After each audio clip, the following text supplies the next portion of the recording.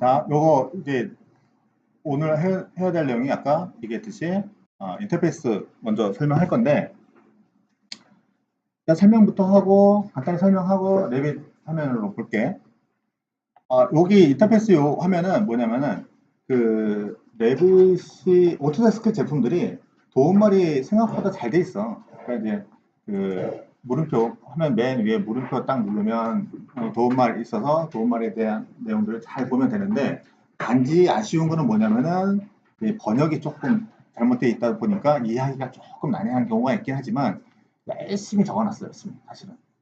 그래서 여기 있는 인터페이스도 레빗 헬프의 도움말에 있는 내용을 그냥 내가 여기 캡처해 놓은 거고, 뭐 이런 말들이 있어. 뭐 이건 리본 메뉴다, 퀵 메뉴다, 뭐 옆에 특성창 있다, 뭐 있다, 화면 구성 있다, 뭐 이런 식으로 되어 있고, 시간 날 때 한번 쓱 가볍게 읽어. 너무 꼼꼼하게 읽지 마. 그냥 가볍게 읽어, 가볍게. 자, 그럼 이제 옆에 사이드 메뉴에 들어가는 것들이 있고, 뭐 위에 퀵 메뉴라는 것도 있고, 그 다음에 여기 뭐 리본 툴, 캔버스 툴, 그 다음에 이게 무슨 키였더라? 무슨 키 누르면 여기 뭐가 막 보여. 버튼도 보이고. 그 다음에 프레스 탐색기라는 부분이 있는데, 이게 이제 이따가도 다시 한번 설명을 하겠지만, 캐드는 단일 파일이잖아.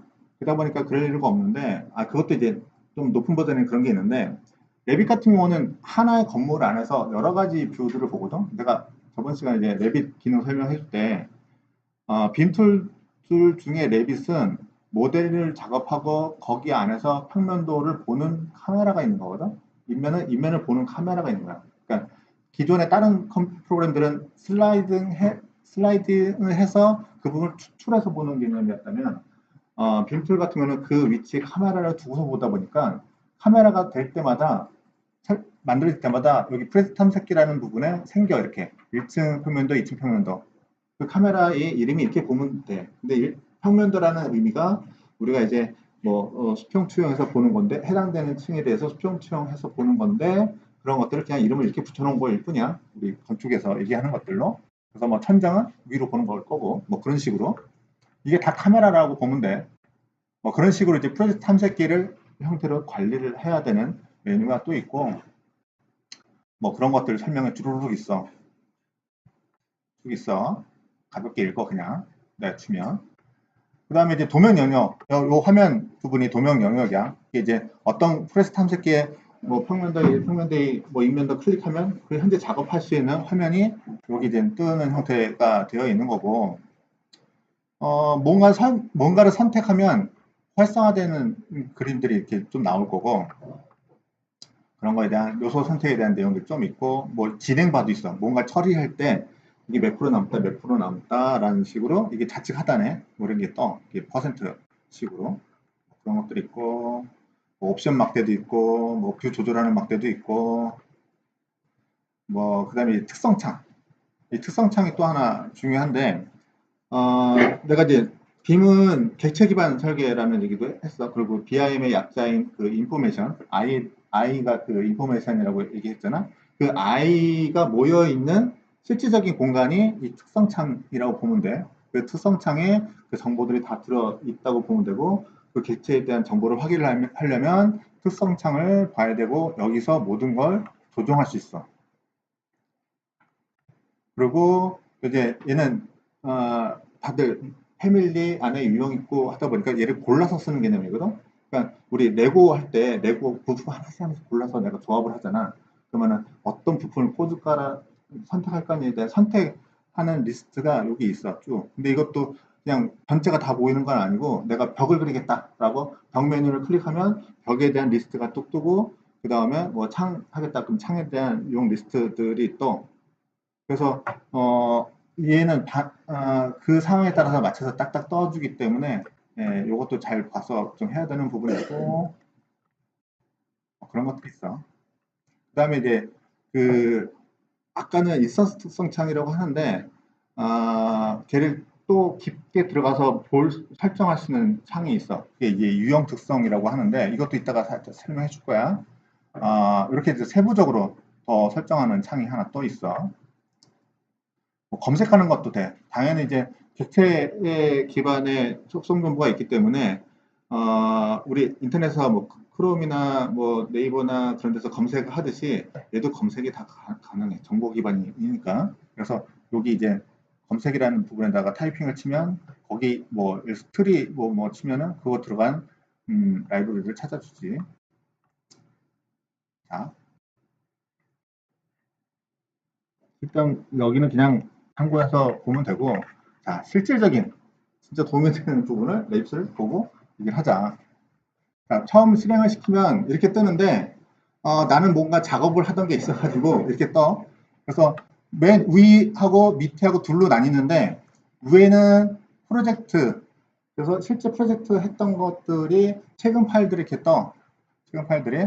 그리고 그 다음 밑에는 패밀리. 그러니까 이제 얘는 객체를 패밀리 단위로 이제 저장을 하다 보니까 패밀리도 수정하고 만들고 뭔가 작업을 할 수 있어. 그래서 걔도 패밀리들이 최근 작업했던 것들이 뜨는데 내가 여기서 패밀리를 직접 열어서 작업한 적이 없기 때문에 여기는 기본 패밀리 뜨네. 그리고 옆에 보면 열기라는 게 있고 옆에 밑에 보면 요거는 이제 새로 작성하는 건데 새로 작성하는 방법이 그냥 노멀하게 작성하는 것도 있지만 이 템플릿이라고 있어. 뭐냐면은 미리 세팅되어 있는 공간에서 작업을 시작하는 것들인데 예를 들어서 이 강의실이잖아. 예를 들면 실이라는 강의실인데 컴퓨터가 미리 준비가 돼 있잖아. 그러면 와서 앉아서 수업 들으면 되는. 근데 컴퓨터가 좀 문제긴 하지만 그런 것처럼 미리 준비되어 있는 세팅을 해 놓은 게 템플릿이라고 보면 되고 그 템플릿을 오토데스크에서 기본으로 제공해 주는 게 시공, 건축, 구조, 기계라는 4가지 정도를 미리 구분해서 제공을 해 준 거야. 근데 여기에는 아무거나 선택하면 안 되고 여러분들은 이제 건축 설계를 할 거니까 특별한 일이 없는 이상은 건축 템플릿으로 실행을 하면 되고 템플릿도 만들 수가 있어. 만들 수가 있어. 그래서 뭐 얼마 전에 뭐 본 사람도 있는지 모르겠는데 오토데스크하고 정림 건축하고 흡사해서 뭐 만들어서 제공한 게 있어. 정림 템플릿 뭐 그런 게 있는데 그런 식으로 만들어서 제공하면 여기 뜨게 해서 그걸 선택해서 불러올 수 있는 방법도 있어. 패밀리도 마찬가지로 열기, 세류 작성, 새 개념 매스 뭐 3가지 있는데 열기는 어차피 만들어진 파일을 그냥 여는 거니까 여기는 여기랑 똑같이 있고 세류 작성도 뭐 노멀하게 있는 거랑 똑같이 있고 단지 패밀리 같은 경우에는 템플릿이라는 개념은 없어. 어차피 얘는 그냥 만들어야 되는 거니까. 그 대신 얘가 그냥 패밀리가 있고 여기 새 개념 매스라는 게 있는데 패밀리가 이게 한 5년 전서부터 이 개념 매스라는 개념이 새로 생겼어. 랩빗에서. 얘는 주로 컨셉 매스. 우리가 보통 내가 그 프로그램 수준에서 개념 매스, LOD가 한 100 정도 되는 개념 매스 만드는 툴이 있다고 했는데 레빗에도 그런 개념의 개념 매스 만드는 기능이 따로 별도로 만드는 게 나와 있거든. 그래서 컨셉 디자인을 하거나 할 때 요거 쓰는 것도 괜찮은 방법 중에 하나야. 그건 나중에 기회 되면 하면 되고 일단 여기서 열 때는 건축 템플릿 앞도 뒤도 따지지 말고 그냥 무조건 그냥 건축 템플릿 눌러서 실행시키면 돼. 그러면은 뜨겠지? 자 이렇게 뜨고 여기를 한번 들어볼게. 이게 아까 그 설명이 있었던 것 중에 하나인데 이 로고를 딱 클릭하면 이런 게 뜨는데 이쪽은 최근에 열었던 거. 이거는 요즘 윈도우 기반의 프로그램들은 대부분 다 있는 거야. 그냥 최근에 열었던 것들 할 수 있는 거. 근데 내 개인적으로는 최근 문서를 클릭해서 여는 거는 하지 말라. 특히나 레빗 같은 경우는 다른 문서는 모르겠지만 얘는 연결되어 있거나 관련되어 있는 파일들이 항상 많다 보니까 될 수 있으면 여기는 클릭해서 열지 않는 게 가장 좋아. 단 혼자서 단일 파일로 작업할 때는 상관없어. 근데 뭐 학생 때는 상관없겠지. 근데 실무 가서 뭘 할 때는 뭐 파일 링크되어 있는 것도 있고 뭐 연결되어 있는 거 있고 막 하다 보니까 여기 있는 거 잘못 눌러서 열면 이상해지는 경우도 있어. 그럴 수 있으면 이거는 안 여는 걸로. 그리고 뭐 여기 있는 메뉴들은 뭐 그냥 일반적인 것들이야. 새로 만들기, 열기, 저장, 다리 놓는 저장, 내보내기, 뭐 등등등등. 인쇄도 있네. 근데 아까 이제 처음 페이지에서 보기도 했지만 새로 만들기에서도 보면은 새로 만들 수 있는 거가 종류가 프로젝트, 이건 레빗 파일을 말하는 거야. 그냥 단일 프로젝트 파일. 그리고 패밀리, 아까 패밀리라고 있었잖아. 패밀리를 여는 거. 그 다음에 개념 매스. 패밀리 중에 개념 매스라고 아까 있었잖아. 그거. 그 다음에 뭐 제목 블록, 수석 기호. 뭐 이런 식의 종류가 있다고 보면 돼. 그러니까 레빗 안에 확장자, 기본 확장자가 RPT인데, RPT로 되는 거는 사실은 이 프로젝트로 되어 있는 게 하나고, 그 외에 패밀리, 개념 매스, 제목 블록, 주석 기호 이런 식의 파일들로 구분돼서 가지고 있다고 봐도 돼. 레빗에서는. 열기는 당연히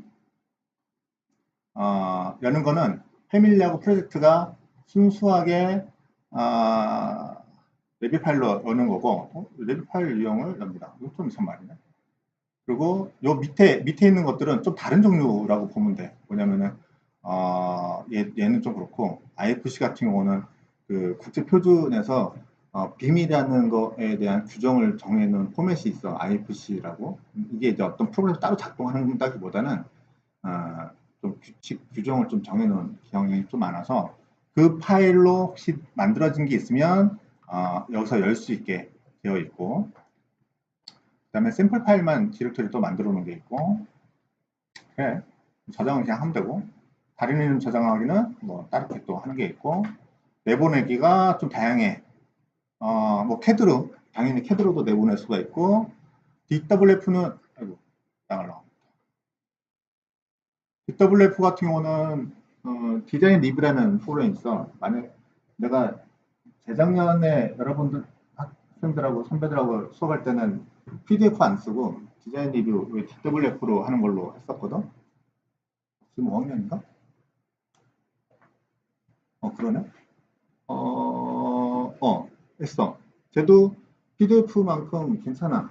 상당히. 근데 왜 그런지 모르겠는데 오토스크에서 더 이상 버전업을 안 해줘서, 그리고 여러분들이 접근하는 게 조금 난해해서 안 쓰긴 안 쓰는데 도면 쪽에 좀 최적화되어 있다고 봐도 돼. 여기서 막 바로 치수도 바로 잴 수도 있고 마킹도 가능하고 체크하기도 좋고. 그래서 혹시 실무에서 쓰는 경우도 좀 있고, 뭐 기다림 나도 잘 모르는 포맷도 있는데, 그냥 이렇게 FBX 같은 경우에는 혹시 맥스 작업하는 친구들 있나? 3D 맥스? 안 쓰니? 안 쓰니? 3D 맥스에서 열게 할 때 FBX로 보내주면 3D 맥스에서 열리거든? 또는 FBX도 지원하는 포맷들이 좀 몇 가지 있어. 그래서 하는데 어떤 친구가 그런 얘기를 하지. 맥스에서 아무리 찾아봐도 FBX 포맷이 없다. 거기 리스트는 없거든? 없는데 FBX 저장하면 맥스에서 그냥 열려. 왜 그걸 숨겨놨는지 모르겠어. 지금은 있는지 모르겠어요. 초기에는 없더라고. 그 다음에 이제 NWC가 있는데, NWC는 나비석이라고 우리 그 저번 시간에 활용 툴 중에 나비석 얘기했잖아. 그 포맷이야. 그래서 레빗에서 바로 나비석으로 보내서 확인할 수 있는 형태가 되어 있고, 그 다음에 GBXML이 있는데, 이거는 에너지나 친환경 쪽 시뮬레이션 하는 프로그램들이 있는데, 그쪽에서 받아들이는 포맷 중에 하나야. 그래서 혹시 이제 그 나중에 실무에 가서 친환경 업체에서 GBXML로 달라고 하면 이쪽으로 반환해서 주면 돼. 근데 이렇게 달라고 하진 않고, 뭐, 그다음 여기 있지. 아까 IFC 파일 여는 것도 있지만, IFC도 저장할 수가 있게 돼 있어. 그러니까 모든 빔 소프트웨어는 딴 건 모르겠는데, IFC로 내보낼 수가 있어야 돼. 이게 국제 기준에서 요구하는 사항이기도 하고, 국내의 조달청 지침에서도 빔 소프트를 이용해야 한다에 대한 정의 중에 IFC 파일을 지원해야 된다. 지원하는 거가 빔 소프트웨어다라고 정의를 하고 있어. 그래서 요게 이제 있어야 되고, 이게 이제 안타까운 거는 여기서 휠을 돌리면 밑으로 더 내려갔으면 좋겠는데 밑으로 안 내려가. 여기 밑에 조그만 화살표 있지? 거기다가 마우스를 갖다 대야 밑으로 내려가. 그래서 더 있다는 걸 알려주는 거야. 밑에 또 더 있어. 그래서 그 다음에 이제 ODBC가 있는데, 요게 이제 레빗 안에 있는 데이터를 ODBC가 뭐냐면 그 DB 서버거든. DB 서버인데 그쪽으로 데이터를 또 보내는 게 있어. 요거는 죽었겠구나도 우리가 건들 일은 없을 거야. 개발하는 사람들이만 건들 거고. 그 다음에 많이 또 쓰는 것 중에 하나가 이미지 및 동영상. 레빗에서 만든 레빗에서 따로 이미지를 만들었다기보다는 레빗에 있는 모든 뷰들은 이미지를 보낼 수가 있어. 이미지로. 그래서 이미지로 보내거나 또는 이 보행 시선은 동영상이야. 말을 번역을 이렇게 해놓더라고. 보행 시선이 있는데 이건 동영상이야. 억수로 동영상을 내보낼 때 하는 거고.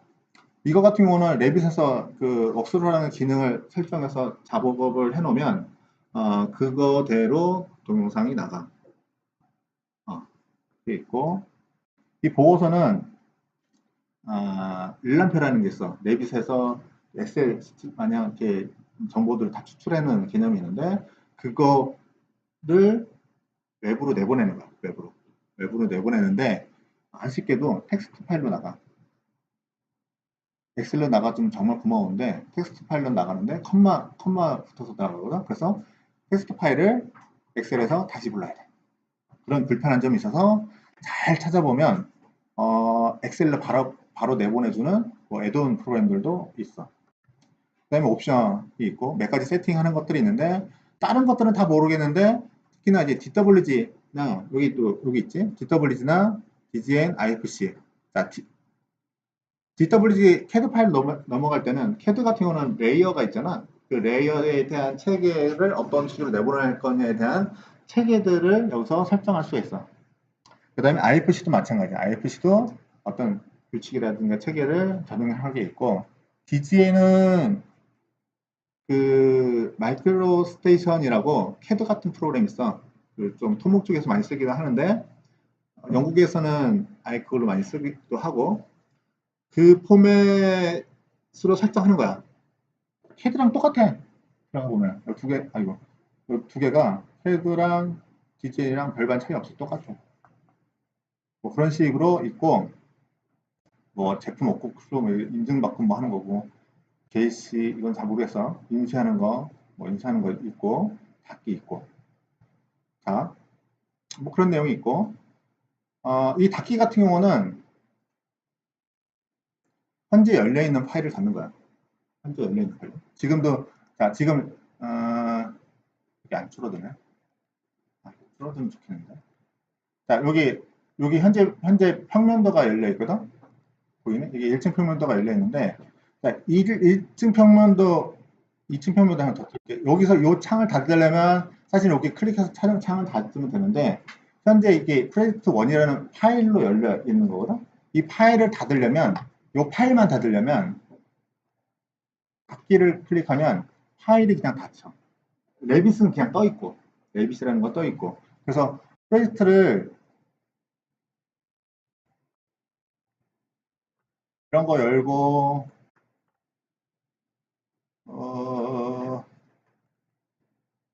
뭐 다른 것도 열고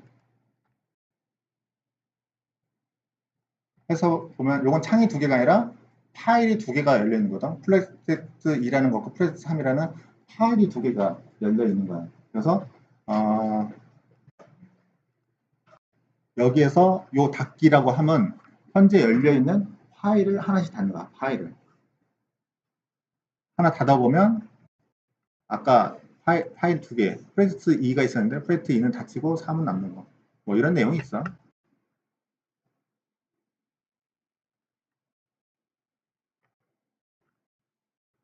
자, 그 다음에 숨어 있는 게 하나 있지? 여기 옵션. 그 다음에 그 옆에 레빗 종료.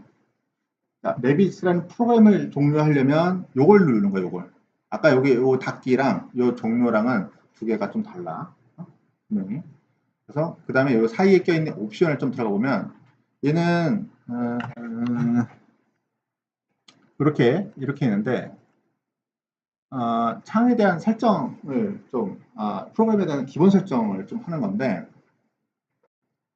일반 사항을 보면은 사용자 이름이라는 게 있는데 처음 설치하면은 이 윈도우 로그인 이름으로 뜨거든.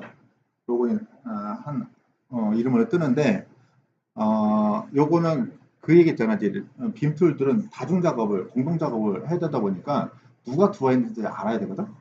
누가 접속했는지. 그래서 여기다가 꼭 사용자 이름을 정확하게 입력하는 거를 요청을 해. 또는 요즘에 이제 오토데스크도 온라인으로 인터넷으로 이제 바뀌면서 오토데스크 360이라는 거로 회원가입을 하고 거기에서 정보를 공유하는 게 있어. 그래서 이 로그인을 하면 로그인한 주소가 이렇게 딱 떠버려. 그래서 이걸 좀 명확하게 하라는 거고. 그리고 여러분들 그 오토데스크 360에 다 가입을 해야 돼. 학생으로. 다 가입을 해야 다른 거 뭐 기능 하는 거 더 있거든. 그리고 요 밑에 보면 아마 지금 여러분들 혹시 컴퓨터에서 보면 이게 다 좌표로 돼 있을 거야. 좌표. 한번 봐봐. 좌표로 돼 있을까? 이 좌표로 되어 있는데 얘를 클릭해서 보면 좌표만 있는 게 아니라 건축, 구조, 기계, 전기, 배관, 좌표 뭐 이렇게 있는데 좌표가 뭘까? 분야가 토목이야, 토목. 번역을 좌표라고 해놓은 건데 토목 베이스에 대한 설정이 되어 있는 거거든. 근데 여러분들은 건축이잖아. 건축으로 놔야 돼. 근데 이게 얘를 다른 걸로 놓는 그 순간 얘도 기본 설정이 좀 달라져. 그러니까 구조에서 보는 방법하고 건축에서 보는 방법, 특히나 MEP에서 보는 방법, MEP가 이제 기계, 전기, 배관 요소를 MEP라고 통칭하는데 그쪽에서 보는 방법이 다 달라. 그래서 요거를 설정을 기본으로 건축을 안 해놓으면 뭔가 이상해져. 뭔가 좀 이상해. 그게 아까 이제 템플릿 얘기했잖아. 건축 템플릿, 구조 템플릿 뭐 있었던 거하고도 연관이 좀 있어. 그래서 얘는 꼭 건축으로. 얘는 한 번만 하면 돼. 여기는 한 번만 딱 하면 되고. 그 다음에 사용자 인터페이스로 그냥 넘어갈게. 그래픽을 좀 볼 건데 그래픽 같은 거는 딴 건 볼 필요 없고 그래픽 모드 중에 하드웨어 가속 사용이라는 게 있어. 이거는 이제 어차피 그래픽 3D 툴이다 보니까 그래픽에서 가상으로 가속을 좀 해줄 수 있는 기능이 있고 얘를 체크를 해야 그래픽이 좀 잘 돌아가. 속도가 좀 빠르게.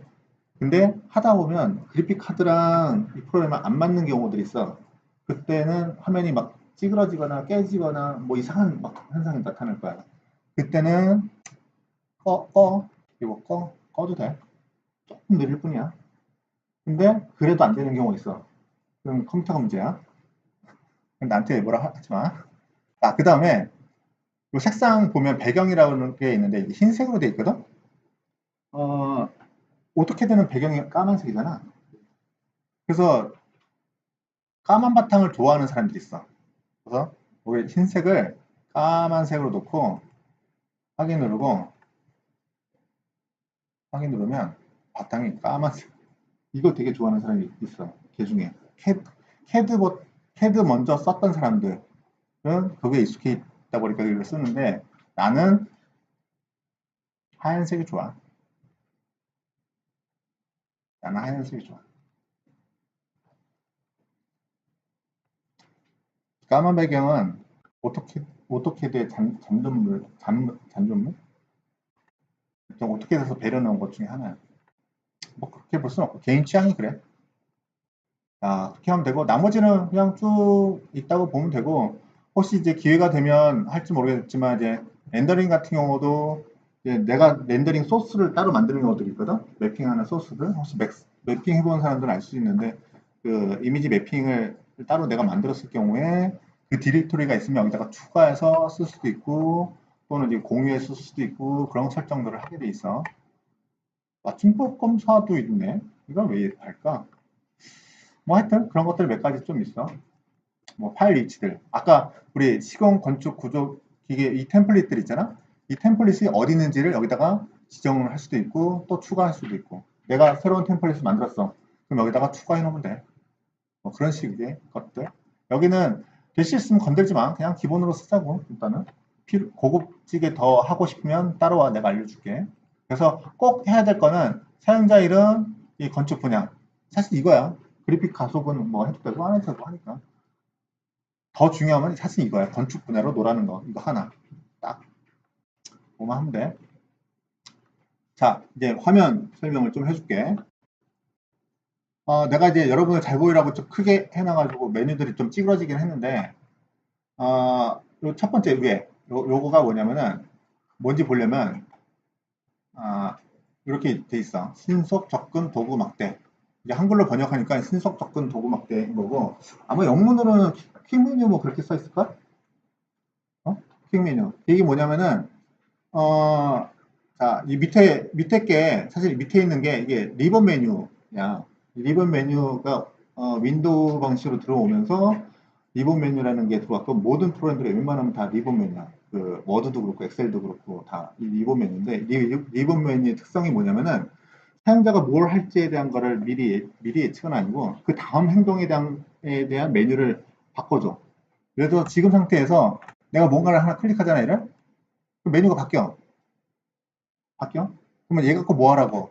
뭐 하라고 여기 있는 것 중에서 복사를 하던 무브를 하던 뭐 뭔가를 할 수 있는 걸로 알려줘. 근데 그런 식으로 메뉴가 계속 바뀌다 보니까 고정된 위치에서 나는 자주 쓰고 싶어. 그래서 자주 쓰고 싶은 메뉴들을 여기다 두는 거야. 여기다가 내가 좀 잘리지 거야. 요만큼 나올 거야. 요만큼까지 나올 거고. 자, 근데 밑에 있는 메뉴 중에 나는 자주 쓰는 게 하나 있어. 예를 들어서 뷰에 내가 자주 쓰는 거긴 한데 뷰에 보면 이 창을 나란히 두는 요 메뉴를 되게 좋아하거든. 얘를 퀵 메뉴로 보낼 수가 있어. 어떻게 보내냐면은 마우스 오른쪽 버튼을 딱 누르면 신석 도구 접근 막대 추가라는 게 떠. 얘를 딱 클릭하면 안 보이지? 양푼님 잘려서 그래. 여기 나타났어. 여기 들어와. 뺄 수도 있겠지? 넣었으면 뺄 수도 있는 거야. 그러면 얘 오른쪽 마우스 제거 하면 빠져. 근데 요 저장하고 열기가 이렇게 있는데 저장하고 열기를 순서를 바꾸고 싶어. 바꿀 수 있어. 다 그런 거 아니야. 이 킹메뉴만 그래. 자, 요걸 삼각형 있지? 요걸 딱 클릭해보면 여기 뭐 체크해서 보고 끄고 보고 끄고 도 하지만 밑에 보면은 신속 접근 도구 막대 사용자화라는 게 있어. 얘를 딱 클릭하면 자, 요런 게 하나 떠. 그래서 저장을 위로 보내면 저장과 열기가 뒤집어지면서 확인 누르면 바뀌는 게 보이지. 이렇게 바꿀 수 있어. 자, 요 밑에 있는 메뉴, 리본 메뉴는 내가 손을 못 대, 거의 못 대는데, 이 퀵 메뉴만은 내가 원하는 대로. 그래서 메뉴 이름 자체가 메뉴 이름이 뭐였냐? 신속 접근 도구 막대, 사용자. 뭐, 이런 식으로 되어 있는 이유가 사용자가 원하는 대로 만들어서 써라 라는 의미야. 사용자한테 권한을 줄 수 있는 공간이 딱 요거라는 거야. 원래대로 바꿔야지. 지우려면 이거 누르면 돼. 지우면. 아무튼 그게 뭐. 자, 그 다음에 이게 화면이 좀 잘리긴 했는데 여기 중간에 있는 요 프레스 3대 있고 다시 표면도 있잖아. 자, 이거는 현재 창에 대한 상태를 알려줘. 현재 창에 대한 파일이 뭐며 요 앞에 이름은 파일 이름이야. 현재 열려있는 내가 보고 있는 파일의 이름이고 다시 평면도 뭐뭐뭐 돼 있잖아. 얘는 지금 열려 있는 게 여기 이제 탐식해 보면 1층 평면도 열려 있거든. 여기 잘려서 그런데 1층 평면도를 보고 있다라는 게 아마 뜰 거야. 여러분들 해상도가 높아서 좀 길게 표현되는 친구들은 지금 보고 있는 요 파일명과 보고 있는 뷰가 여기 표기가 돼. 그래서 내가 뭘 열고 있는지를 보려면 요 위에 있는 거를 보면 정확하게 알 수 있어. 안 그러면 여기 프리셋 탐색기라는 부분을 다 뒤져가지고 어딘지 한참 찾아야 돼. 그건 참 고맙지. 그 다음에 자 요거가 뭐더라? 뭐 하여튼 이런 게 있는데 여기 키워드라든가 뭐 그런 걸 검색도 할 수 있고 로그인을 하면 오티스 A360 있지? 로그인하면 라이센스 관리라든가 뭐 기타 여러 가지 정보를 또 추가로 제공해줘. 근데 여기 있는 거 거진 쓸 일은 별로 없을 거고 요 물음표만 쓰면 되겠지? 헬프 도움만이 정말 중요해. 자, 내비 쓰다가 뭔가 막히는 게 있어. 무조건 이제 클릭해서 1차적으로 보는 것도 하나의 방법이야. 그러면 요 방식이 아닌데 뭐가 잘렸나 보다. 얍. 잘렸네. 이게 화면 해산도가 좀 그런데 여러분도 혹시 띄워보면 옆에 사이드에 메뉴가 조금 있을 거야. 그거 클릭해서 트리 구조로 그거 클릭해서 각각 보면은 설명들이 딱 떠. 지금은 내가 이렇게 물음표를 그냥 무조건 물음표를 눌렀는데 예를 들어서 뭐 하나 객체를 클릭하고 물음표를 누르면 그 클릭한 거에 대한 설명이 떠야 되는데 얘는 그렇게 안 뜨네. 하여튼 여기 도움말을 할 때는 요거 하면 돼. 아니면 펑션 1번 누르면 나오기도 하고. 그리고 또 하나 더 좋은 거는 자, 이 마우스를 물음표에 갖다 댔더니 이 도움말이 떠 이렇게. 기본적으로 도움말이 떠. 자, 다른 메뉴에도 내가 마우스 갖다 대면 도움말이 떠 이렇게. 그러니까 1차적으로는 요거를 설명을 듣고 심지어는 동영상으로도 뜬다? 어떤 거는? 다 그런 건 아니야. 어떤 메뉴 중에 하나는 메뉴들은 이 도움말이 이렇게 떠서 좀 마우스 갖다 놓고 조금만 기다리면 설명이 떠. 그래서 조금 더 상세하게 보고 싶으면 여기서 여기 F1 누르라고 돼 있잖아. F1 누르면 요 메뉴에 대한 설명이 또 셀프로 인터넷 상태로. 그리고 또 하나 또 있는데 뭐냐면 이 복사라는 거 복사 이 복사라는 거 옆에 가로해 놓고 CO라고 돼 있잖아. 단축키야. 단축키야. 단축키가 여기 보이는 거야. 여기. 단축키 자기가 원하면 바꿀 수도 있어. 다른 데 설정하는 거에. 어딘지 한번 찾아봐. 어딘가 있다.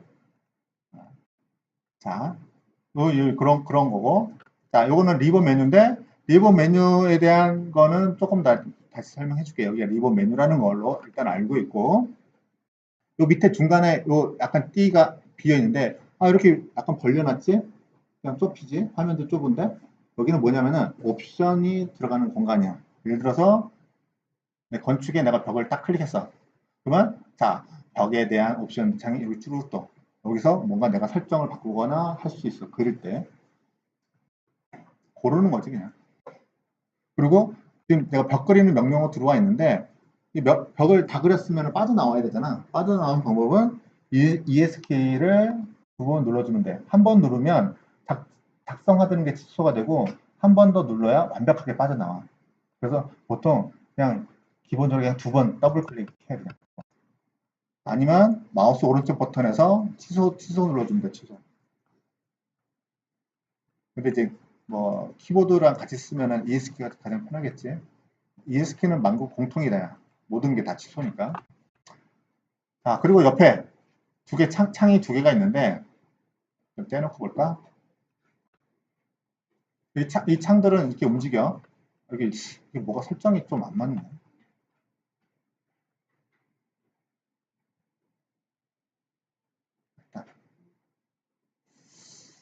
이게 빔 프로젝트에 화면을 연결했더니 좀 이상해져 버렸다. 괜히 뺐네.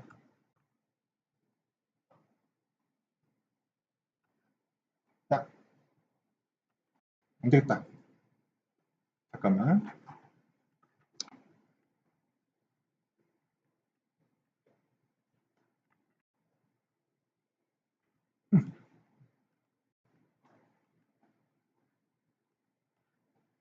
야, 뭐 이래? 야, 너 왜 그러냐? 얼러리? 야, 참나. 왜 나한테 반항을 하는데? 원래? 참, 어쩌자고.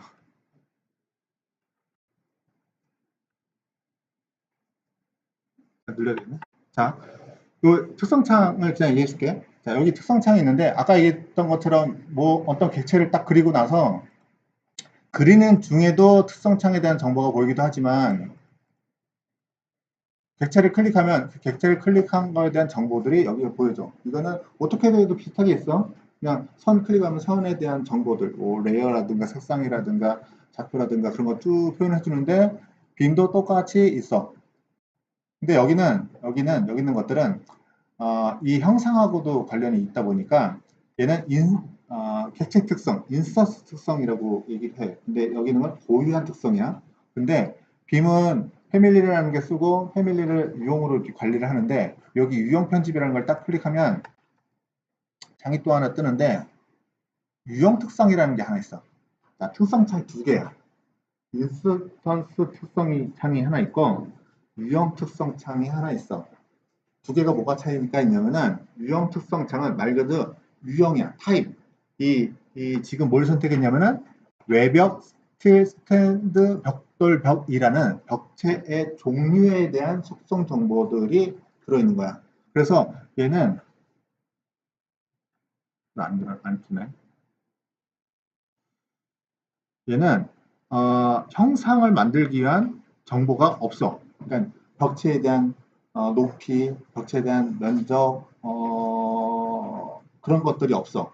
단지 종류에 대한 거. 예를 들어서 나중에 이제 보게 될 건데 이 재료가 벽체에 대한 재료가 어떻게 된다, 벽체에 대한 두께가 어떻게 된다, 공통적인 사항들만 여기에 다 들어있고 어떤 얘가 각각 개별적으로 나타나는 거에 대한 정보는 여기 없어. 그리고 여기는 인스턴스성이라고 했잖아. 여기 안에는 개별적인 정보가 있어. 예를 들어서 여기 뭐 베이스 구속 조건, 상단 구속 조건, 뭐 미연결해서 이 벽체에 대한 높이를 말하는 거거든. 높이가 어떻게 생겼다 라는 것도 있고 쭉 내려보면 여기 길이가 벽체가 길이가 총 길이가 얼마다 밑에 보면 면적, 최적 실제 이거는 그릴 때마다 바뀌는 정보잖아. 예를 들어서 좀 바꿔볼까? 길이를 좀 그려보면 그 길이도 바뀌잖아. 면적도 바뀌고 다 바뀌는 이런 인스턴스 그러니까 벽체가 생성되는 고유한 정보들만 나타나게 하는 거야. 그래서 얘를 만약에 내가 복사를 해놓으면 얘에 대한 인스턴스 특성하고 얘에 대한 인스턴스 특성은 값은 달라. 두 개가 달라질 수밖에 없어. 근데 얘를 두 개를 같이 선택하고 뭐 이상한 게 있네. 두 개 같이 선택하고 유형 편집을 딱 누르면 유형 특성은 두 개의 값은 똑같아. 똑같아. 그래서 얘는 특성창이 두 개 있다는 걸 일단 알아두고 그냥 이거는 왜 다른지는 계속 작업하다 보면은 좀 알게 될 거야. 그 다음에 중요한 게 여기 밑에 프로젝트 탐색 아까도 잠깐 얘기를 하긴 했지만 기본적으로 여기 좀 다 줄여서 뷰라는 부분이 있어. 뷰라는 부분은 아까 내가 얘기했던 카메라는 거의 같아요. 어느 위치에 카메라가 있고 그 카메라에 대한 것들을 사용자가 건축하는 사람들이 보기 편한 용어로 표현만 한 거야. 평면도가 있고 뭐 천장평면도, 3D 뷰, 윗면도. 단면도가 없네요. 그런 얘기를 할 테지만 단면도가 생성이 안 됐기 때문에 그래. 단면도는 뷰에 있는데 단면을 끊는 순간 여기 단면도가 생성이 돼. 단면도가 생성이 돼. 그래서 뭐 형태적으로 기존 사용자들이 이해하기 정도의 수준의 형태로만 되어 있을 뿐이지 실제로는 뭔가를 단면도든 평면도든 그런 것들은 카메라 그냥 하나씩 설정됐다고 봐도 돼. 무난해. 그래서 단면 같은 경우는 여기 선택하면 뭐 깊이 같은 것도 나타나고 뭐 얘를 좀 잘라서 볼 수도 있고 뭐 스케일 볼 수도 있고 뭐 등등등 설정하는 것들이 좀 있겠지. 이렇게 해서 그 카메라라고 할 수 있는 그런 뷰들이 있고 그 밑에 또 범례라고 있는데 얘는 리스트를 좀 만드는 거랑 좀 같아요. 우리 이제 도면 보는 사람들은 혹시 모르겠는데 그 구조 일람표, 뭐 창호 일람표 그런 식으로 리스트화 시켜서 뭔가 쓸 수 있는 것들이 있거든. 그거는 건물에 이런 리스트들이 있다라는 것들을 할 때 이 범례라는 형태로 작업을 좀 하게 되어 있어. 근데 그거를 도면에서는 보통 무슨 일람표라고 얘기를 할 거야. 뭐 구조 일람표, 창호 일람표. 근데 그게 레빗에서는 범례 쪽에 오히려 가까워. 범례 쪽에. 얘네. 그리고 오히려 여기 일람이라고 따로 있잖아. 근데 이 일람은 아까 구조 일람표, 기둥 일람표, 창호 일람표 그런 식의 그런 그림의 일람표가 아니라 얘는 속성 정보에 대한 일람표야. 그러니까 수치 정보들만 여기는 표현돼.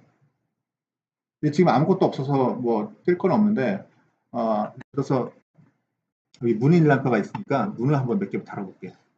문을 내가 여기다 이렇게 달잖아. 달고 문 일람표를 보면 이렇게 세 개 달았으니까 세 개가 보여줘. 세 개에 있는 정보들을 쫙 보여줘. 근데 더 복사해볼까? 복사해서 하나 더 해놓고 일라인표 가면 4개가 생겨. 얘가 말하는 일라인표는 우리 건축 도면에 있는 뭐뭐 일라인표가 아니라 얘는 속성 정보를 보여주는 엑셀 타입의 형태의 일라인표라고 봐야 돼. 리스트라고 봐야 돼. 속성 정보 리스트에 가까워. 근데 이게 이 일라인표가 상당히 나중에 중요하고 중요하게 쓰여. 그래서 나중에 고급 기능으로 가잖아. 이제 내가 레빗을 잘 쓰겠다. 그러면은 모델링을 잘하는 것도 있지만 이 속성 정보를 내가 어떻게 핸들링 하느냐에 따라서 일이 되게 편해져. 그런 게 있어. 그리고 그 밑에 보면 아이고 야 시트라고 있는데 얘는 우리가 도면에다가 뭐 이렇게 출력해서 했잖아. 이 안에 사실 이 안에 시트 안에 평면도도 있고 밑면도도 있고 단면도도 있고 이런 것들이 있는 것들을 만드는 공간이 돼. 그래서 지금도 시트가 아무것도 없어 그러는데 시트를 하나 그냥 내가 임의로 만들어 놓고 시트 하나 생기잖아. 여기다가 우리가 만들었던 그래서 평면도 있다. 평면도 갖다가 드래그 해놓고 밑면도 드래그 해놓고 그냥 배열하는 거야. 그냥 하나씩 톡톡톡톡 배열해서 정식으로 출력할 도면을 뽑는 공간들이 이 시트라는 공간이야. 실제 요거는 외부로 나가는 요소들이 다 여기가 돼. 얘도 시트를 만들 때마다 리스트로 쭉 떠. 그리고 그 밑에 이제 패밀리라고 있어. 밑에 좀 있긴 한데 여러분들이 패밀리 있으면 패밀리 보면은 자 빔은 레빗은 객체 기반 설계들인데 객체들이 그냥 맘대로 있는 게 아니라 객체들도 어떤 규칙이 있어. 그 규칙이 뭐냐면은 흔히 우리가 알고 있는 거랑 비슷할 수도 있어. 뭐 기둥, 보, 벽, 슬라브 이런 식으로 우리가 용어로 부르는 것들을 얘네들도 비슷하게 그런 객체들을 카테고리화 시켜놨어. 종류로 구분을 시켜놨어. 기본적으로. 이게 아까 얘기했던 IFC라는 국제 기준에 이미 정의되어 있는 용어들이거든. 카테고리들이. 그 규정대로 분류가 되어 있고 분류되어 있는 게 이 안에 들어가 있어. 이 안에 패밀리들이 들어가 있어. 미리 들어가 있는 거야. 그러니까 아까 건축 템플릿을 열었잖아. 그래서 건축 템플릿 안에 기본적으로 사용할 수 있는 패밀리들이 해당되는 카테고리 안에 들어져 있는 거야. 그게 이렇게 가구 같은 경우는 이런 식으로 의자 뭐 이런 게 들어가 있는 거야. 클릭하면 여기 미리 보이기도 하고 지금 요 화면은 여기다가 드래그 해서 놓으면 들어가. 그런 식으로 이 패밀리라는 부분에 요게 카테고리 구분이라고 보는데 가구, 경사로, 계단, 구조기둥, 구조기초 뭐 이런 식으로 쭉 있지. 거기 안에 플러스 누르면 해당되는 패밀리가 있고 패밀리 안에 들어오면 실제 써야 되는 유형들이 리스트들이 쭉 있는 거야. 이게 이런 패밀리들을 관리하고 보고하는 부분이 이 프레스 탐색기 중에 패밀리라는 부분이야. 이 패밀리 안에는 형상적인 3D 패밀리도 있지만 2D적인 주석적인 패밀리라는 것도 있고 눈에 안 보이는 것도 있고 좀 그래. 조합된 것도 있고 그 다음에 이제 그룹이 있는데 그룹은 말 그대로 이제 헤드로 치면 블록 하는 거랑 마찬가지야. 이제 블록으로 미리 내가 블록으로 그룹핑 해놓은 것들을 블록 단위로 그룹 단위로 이름을 정하고 재반복해서 사용할 경우에 생성되면 이 안에 들어와. 뭘 만들었는지. 그 다음에 레빗 링크는 외부에 있는 건 참조하잖아. 외부에 있는 거 가져오면 여기에 뭐 가져왔는지 리스트가 떠. 그러니까 여기 이 프레스 탐색기는 내 파일 안에 뭐가 있는지를 다 볼 수 있는 거라고 보면 돼. 얘만 잘 뜯어봐도 뭐가 있는지 좀 알 수 있지. 그렇게 돼 있고. 자, 요 부분은 뭐 지금 계속 했던 거였지만 작업할 수 있는 화면 작업 공간이야. 그냥 작업 공간, 화면 작업 공간. 요거는 근데 내가 뭘 선택하냐에 따라서 작업 방법이 좀 달라지지. 그러니까 지금 평면도 들어왔으니까 평면도 2D 스타일로 작업을 하게 되는 거고 만약에 내가 3D 뷰, 3D 뷰가 여기도 있지만 킥 메뉴에 하나씩 다 있어. 자주 쓰니까. 자, 이거 안 눌렸네. 딱 누르면 3D로 작업하는데 뭐 필 버튼 누르면 펜 되는 거는 어느 프로그램이랑 거의 비슷하잖아. 근데 이제 2D는 상관없는데 3D는 돌려야 되잖아. 이렇게 쫙 돌려야 되는데 Shift 키 누르고 필 키 누르고 돌리면 이렇게 돌아가. 다들 아니 모르니? 자, Shift 키 누르고 누른 상태야. 누른 상태에서 필 버튼을 누르고 둘 다 눌려져 있는 상태에서 움직이면 이렇게 움직이는 게 보여. 그 다음에 마우스의 휠을 돌리면 줌인 줌아웃이 되고 마우스의 휠만 그냥 누른 상태에서 움직이면 펜 기능이 되고 간단하지? 근데 이게 캐드랑 스케치업이랑 그런 이제 3D 툴끼리 버튼이 약간 달라. 그래서 일단 써보고 좀 숙달시키는 방법이 있고 여기 뷰큐브, 그러니까 3D 뷰큐브가 여기 있어. 그래서 내가 어떤 등각 투영도처럼 모서리 부분을 딱 클릭하면 그 등각 투영도에 대한 부분도 보고 뭐 위에서 보면 뭐 평면 형태를 보고 근데 이거는 위에서 본 거일 뿐이지 평면도는 아니야. 평면도는 아니야. 뭐 90도씩 돌리려면 뭐 이렇게 하면 되고 요거 누르면 또 원래더라고. 이 큐브가 이렇게 보는 거 요 정도만 있는 게 아니라 또 재밌는 기능이 또 더 있어. 뭐냐면은 얘를 오른쪽 마우스에서 보면 몇 가지 막 정보들이 있는데 내가 자주 쓰는 것 중에 하나가 뷰 조정이라는 게 있고 뷰 조정에 보면 평면, 인면, 단면 뭐 이런 말들이 있는데 자, 이거 나중에 얘기해 줄 수 있는데 자, 평면도 봤더니 1층 평면도, 2층 평면도 배치 지붕이 있어. 이게 아까 여기에 있는 뷰거든. 여기 있는 뷰. 여기 있는 뷰들인데 이 중에서 내가 1층 평면도를 딱 누르면 어떤 일이 발생되냐면은 이렇게 보면 잘 모르는데 여기서 모서리 클릭해서 보면 자 이렇게 잘려서 보여. 그냥 1층 공간만큼 잘라서 봐요. 잘라서 볼 수 있는 방법 기능이 왜 이렇게 나오냐면 이 박스 있잖아요. 박스 선이 뭐냐면은 3D 뷰에서 단면 상자라는 게 있는데 내가 단면 상자에 들어간 만큼만 보는 기능이거든. 요게 특성창에 여기 단면 상자라는 거를 클릭해서 볼 수가 있어. 끄면 없어지는데 요게 평면도 평면 뷰가 그냥 평면 뷰가 아니라 이 깊이 값이라는 게 존재를 해. 우리가 도면 그릴 때도 사실 그렇거든. 평면도는 바닥에서 1200 떨어진 거리에서 끊어서 수평 투영하는 게 평면도거든. 기본적으로 2D로 그릴 때도. 근데 그것만이 아니라 그러면 1200에서 끊어서 보는데 그럼 어느 깊이까지 볼 거냐가 사실 있잖아.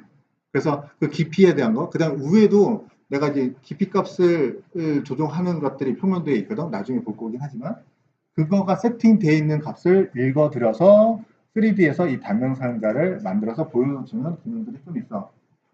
그래서 나중에 이거 쓸 거야. 나중에 뭐 이런 게 있다고만 생각해. 자, 오늘 수업하는 거는 그냥 이런 게 있다 정도만 이해해도 돼. 뭐 이걸 따라할 필요는 없는 거야, 그냥. 자, 그래서 이 뷰큐브라는 게 3D 큐브가 단순한 기능은 아니야. 좀 약간 고급져. 이런 게 있고, 자, 요 밑에 좀 보면은 좀 그래픽적으로 좀 다양하게 볼 수 있는 방법들이 있는데 첫 번째 거 보면 이제 그 축척. 자, 건축은 무조건 축척이거든. 축척이야. 얘는 진짜 목숨을 걸어야 되는 것 중에 하나야.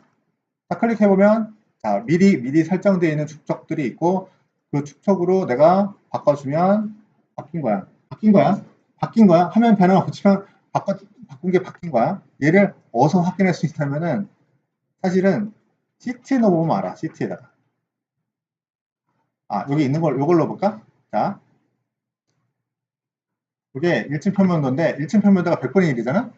얘를 50분의 1로 바꾸고 아까 그 시트 있는 걸로 가면 커졌지 시트가. 그러면 맨날 이거 축척 고민을 안 해도 되거든.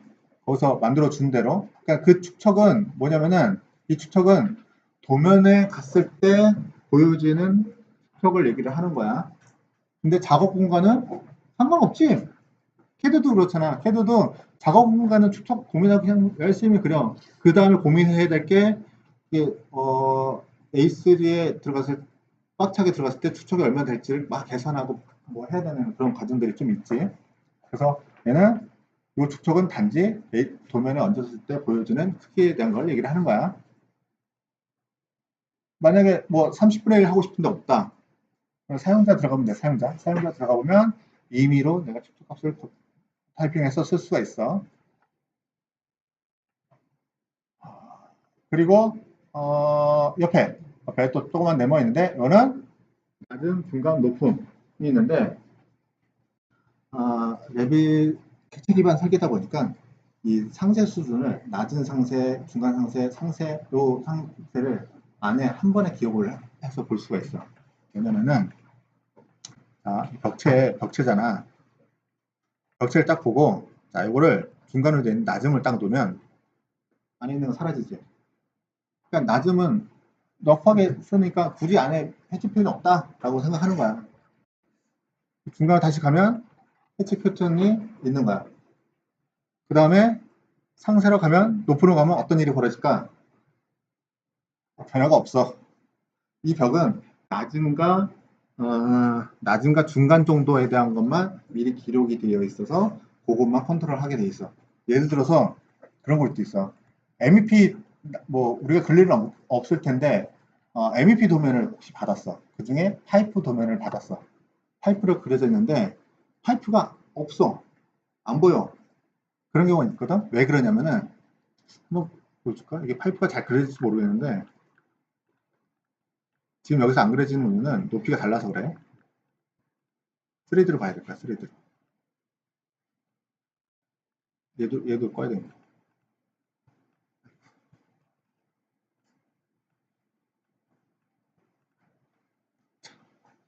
자, 파이프가 여기 있다? 어떤 거냐면 요거예요, 요거. 근데 파이프가 선으로 보이거든? 근데 여기 상세 조건을 높음으로 주면 파이프 광경으로 보여. 그러니까 MEP 쪽의 파이프 상세 수준은 중간과 높음에 대해서만 차이가 있어. 중간으로 보면 선으로 보이고 상세로 봐야 파이프 두께로 실제 솔리드한 두께로 보여. 그러다 보니까 못 모르고 그냥 받아서 봤더니 선밖에 없고 파이프가 없어요 라는 얘기가 할 수밖에 없거든.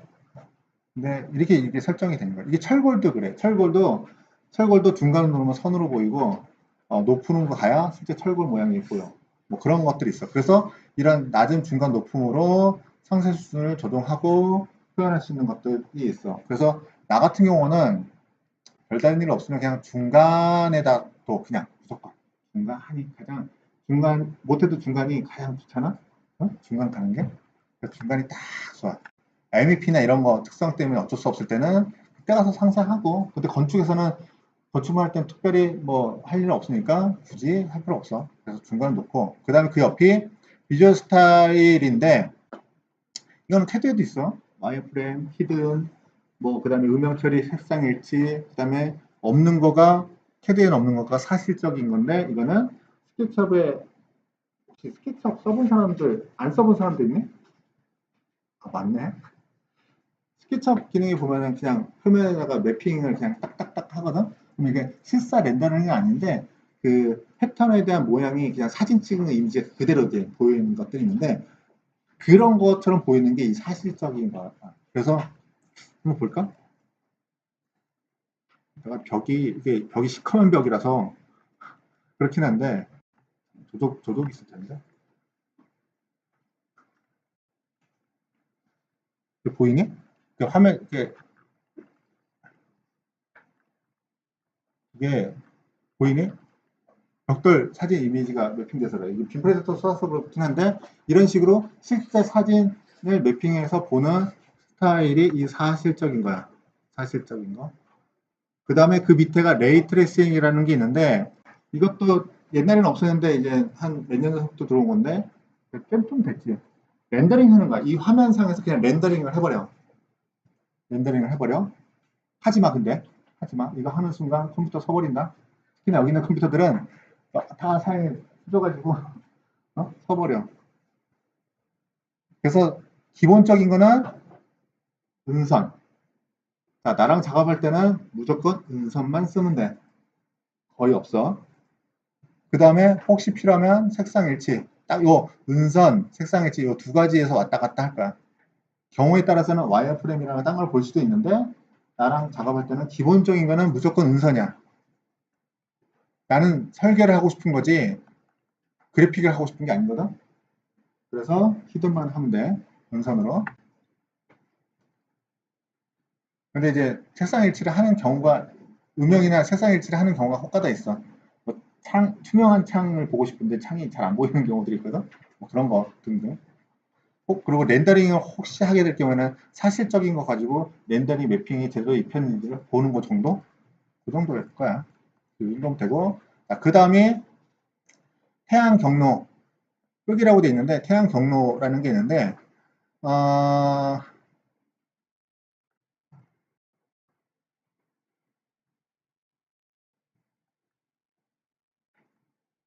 설정이 좀 안 돼 있다. 태양 경로 설정 그래서 뭐 됐다. 자, 우리 내가 저번 시간에 그냥 설명했을 때 일조 시뮬레이션 그래픽에서 뭐 할 수 있다 뭐 그런 얘기를 했잖아. 네비샷도 이 태양에 대한 고도 값을 가지고 있어. 그래서 정확한 그림자를 투영할 수도 있어. 그래서 간단한 뭐 일조 시뮬레이션은 간단한 것들은 해. 뭐 DB상으로 수치상으로 면적 뽑고 뭐 그런 것들은 전문 프로그램을 하지만 네비샷에서 간단히 그림자 표현하는 것들은 가능해요. 근데 왜 그림자가 없어요? 물어보면 자, 옆에 내가 태양만 키고 옆에 그림자를 안 켰거든? 그림자 키면 이렇게 그림자 보이고 요게 태양이야 여기. 그래서 바꾸면 바꾸는 대로 보이지? 그리고 여기 뭐 시간도 다 나오네. 이렇게. 자, 그리고 요거는 설정에 들어가 보면 위치도 정할 수 있어. 위도 정도로 할 수도 있지만 얘를 클릭하면 여기 서울 대한민국 잠깐만 인터넷이 살아있지? 자, 여기 찾은 거야. 그럼 여기다가 주소 검색을 하면 되는데 한양대 될까? 여기가 무슨 동이니? 어? 사동? 사동? 이 검색을 아마 지번 검색을 해야 될 거야. 이게 지도가 구글 지도거든? 아, 미안해. 이게 못 찾나 보다.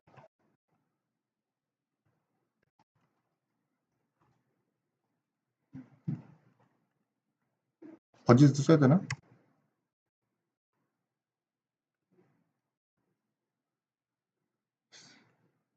옛날에 잘 됐는데. 안 되면, 요놈이 그놈이거든? 요놈이? 그래서 그 위치다가 드래그해서 놔도 되고, 그러면 사실 주소 입력하는 것도 이 위도 경도에 대한 좌표값을 변환을 시켜버려, 사실은. 그래서 주소가 있으면 주소, 아니면 이거 필요하면 이렇게 드래그해서 움직여도 되고, 그렇게 되면 여기에 그거대로 들어가, 위치가. 들어가고, 그 다음에 날짜. 내가 원하는 날짜 있으면 날짜 정하고, 시간대 정하고 하면 정확한 값에 의해서 요 태양 궤도가 나타나고 확인할 수 있고, 아까 이거 화면이 좀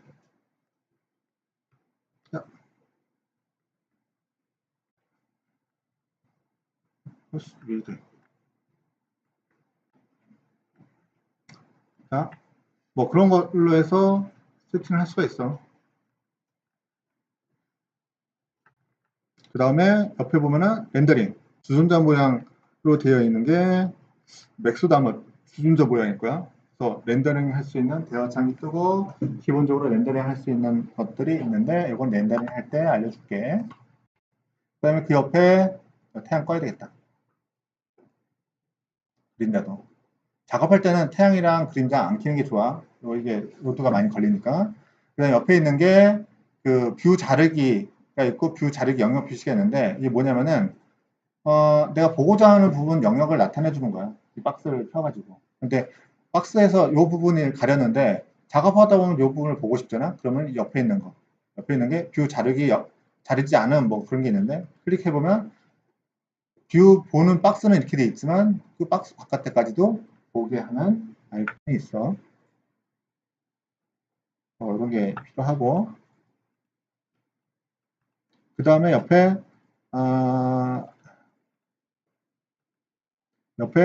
잠금 해제된 3D 뷰라는 뭐 이런 말이 있는데, 자, 얘는 2D에서는 안 뜨고 3D에서만 뜨는 건데, 우리가 이렇게 막 돌리잖아. 근데 얘는 마우스 한번 딱 잘못되는 순간 이게 딱 돌아가 버리거든? 근데 이제 내가 작업하다 보면 이게 화면이 딱 고정되고 싶어. 안 움직이게. 그때 요 집 모양의 자물쇠 있는 걸 딱 클릭해서 방향 저장 및 뷰 잠금을 하면 뭐 이름 딱 하고 이름이 여기 이 가로 쓰지 말래. 이름 하나 저장하고 그러면 자, 이 다음부터는 줌인 줌아웃은 되고 펜도 다 되는데 시프트 키 누르고 휠 기능이 잠겨버려. 휠 기능이. 그러면서 그렇게 되면서 뭘 할 수 있냐면은 요 메뉴는 나중에 하겠지만 이 글자 쓰는 것도 가능해져. 아이고, 이 글자가 아니라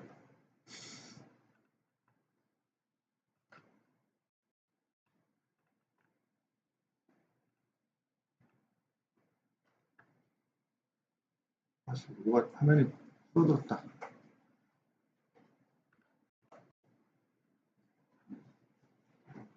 이걸 원하는 게 아닌데.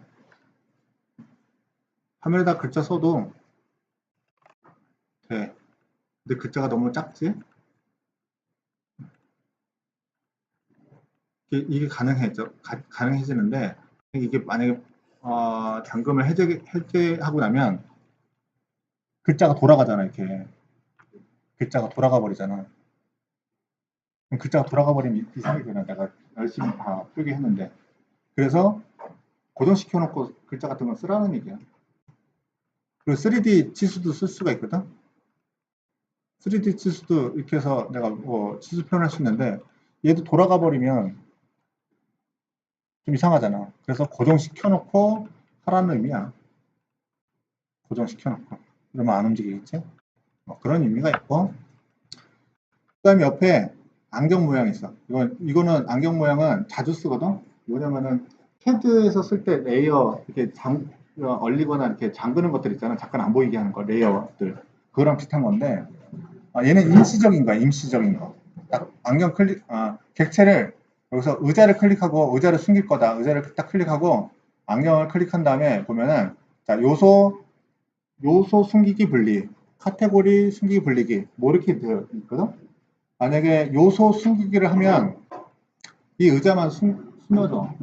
그리고 옆에 테두리에 파란색 화면으로 파란색 띠가 생기면서 임시 숨기기 분리. 그러니까 뭔지 모르겠지만 뭔가가 숨겨져 있다라는 걸 알려주고 있는 거야.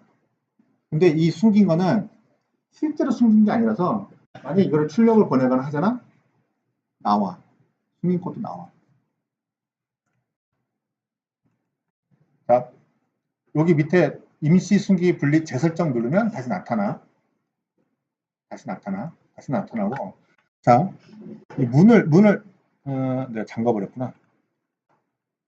자, 문을 숨길 건데, 자, 문을 하나만 선택하고, 내가 임시 요소 숨기기 하면 하나만 숨겨지잖아.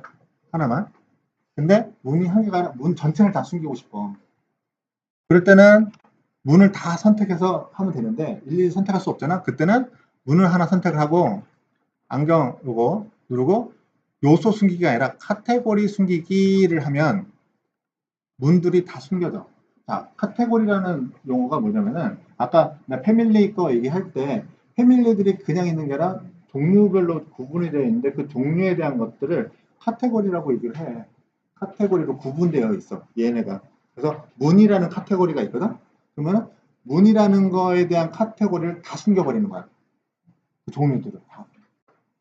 그래서 이 말이 카테고리라는 말이 그런 부분이야. 자, 그리고 숨기기는 그랬는데 분리는 남겨놓고 다른 거 숨기는 거야. 거꾸로. 아까랑 거꾸로인 거야. 내가 선택한 게 남고 다른 것들은 숨기는 거. 얘도 카테고리로 할 거냐 요소로 할 거냐. 카테고리로 분리를 해버리면 문만 남겨놓고 딴 건 다 숨기는 뭐 이런 식의 것들이야. 그래서 얘네들이 작업하다 보면은 내가 이거 작업하다 보면 벽 뒤에 뭔가 작업하거나 할 때 저기 끄고 싶잖아. 그러면 끄고 보고 할 때 좀 많이 쓰게 될 거야. 자, 그 다음에 이 안경 옆에 숨겨진 요소 표시라는 게 있는데, 이건 뭐냐면은 앞에 있는 거는 안경 모양의 이 임시 숨기기 같은 경우는 말 그대로 임시적으로 숨기는 건데, 진짜로 숨기는 방법이 있어. 진짜로 숨기는 방법이 있어. 근데 그 진짜로 숨긴 게 뭐지? 라고 찾아야 되잖아. 찾지 못하는 경우가 있어. 자, 예를 들어서 내가 문을, 이 의자를 숨겨버릴 거야. 숨겨버렸어. 지금 내가 숨긴 방법은 진짜로 숨긴 거야. 출력도 안 되고 아무것도 안 나와. 아까 뭐 띠도 안 보이잖아? 근데 내가 숨겼어. 근데 뭘 숨겼는지 모르잖아. 그걸 확인하는 방법이 이 안경 옆에 전구 모양이 되어 있는 얘를 클릭하면 이렇게 보여. 숨겨져 있는 것들이. 이거 말고도 또 뭐가 있네? 요거 뭐가 있어? 요거 나중에 얘기해 줄게. 그러면 얘를 살려야 되잖아. 살릴 때 얘를 클릭하고 의자를 클릭하고 오른쪽 마우스에서 뷰에서 숨기기 해제 요소. 카테고리는 안 뜨는 이유가 카테고리로 숨긴 게 아니라 요소를 숨겼기 때문에 요소로만 표기가 되는 거고, 요소를 딱 클릭하면 얘는 책상이 없어지면서 그대로 있고, 얘 다시 한번 눌러주면 의자가 나와. 이게 숨겨져 있는 거를 찾는 방법이고, 자, 얘를 숨기는 방법은 이거야. 오른쪽 마우스에서 뷰에서 숨기기. 요소냐 카테고리냐, 요소로 숨길 거냐 카테고리로 숨길 거냐, 요것만 선택해 주면 돼. 근데 이제 카테고리로 숨기면 카테고리로 숨긴 거는 어느 정도는 찾거든. 뭐냐면은 저기 살 건데, 이 가시성 그래픽이라는 게 있어. 뭐냐면은 얘가 캐드나 그런 것보다 복잡한 이유가, 한글이네.